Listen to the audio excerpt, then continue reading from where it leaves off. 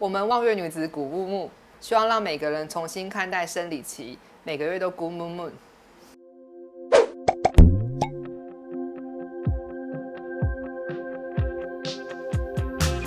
我们之前是在台湾第一个月亮杯开发的计划当中认识，当初在找台湾的月亮杯的使用者来做焦点团体访谈。他是最资深的使用者，反正全场35、6个人吧。然后我是里面用最久月亮杯的人，那时候用了6年半。他一个人就帮台湾省下了2层楼高的卫生棉垃圾，其实可以4层楼高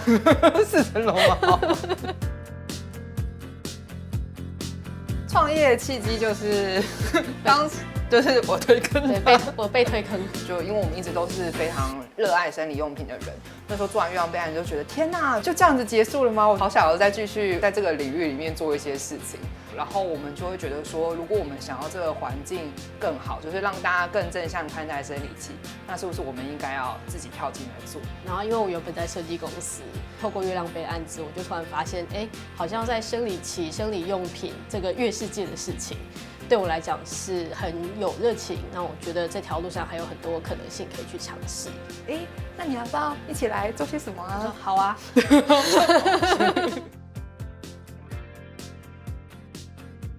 其实我们刚开始上古木木的时候，最早我们也是做月亮杯的教育推广，但因为其实月亮杯跟棉条都是属于置入性的生理用品，然后我们就发现做推广过程，其实大家还是接受度比较低。在台湾用卫生棉的人的比例，到现在跟不是用卫生棉的比起来，大概96%的人都是用卫生棉。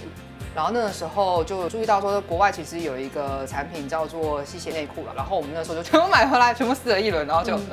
就觉得好像没有那么达到我们满意的好用的。2个比较主要的原因，第一个就是版型，他们喜欢压在臀部上面的线条，但亚洲比较喜欢包臀一点的线条。第二个就是他们可能都是用棉料，棉料其实在我们台湾的话，它会很难干，在使用上的体感没有那么好。就毕竟一个是在干冷的温带国家，我们是在湿热的热带国家，所以我们想说，好，那既然台湾的精神纤维很厉害，那我们就来做台湾的月亮裤吧。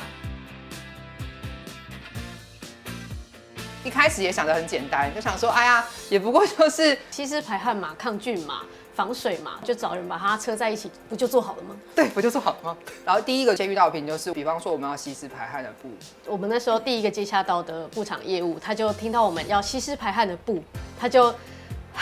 叹了一口气，然后望向他旁边的样品那一整排，他说这一整排都可以做吸湿排汗，你要哪一种？